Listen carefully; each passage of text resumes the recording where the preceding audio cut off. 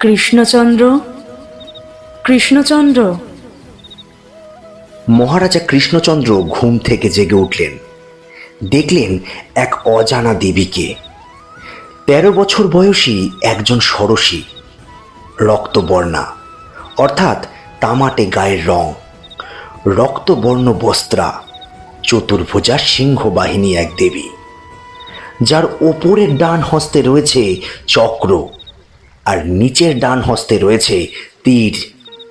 ওপরের বাম হস্তে রয়েছে শঙ্খ আর নিচের বাম হস্তে রয়েছে ধনুক।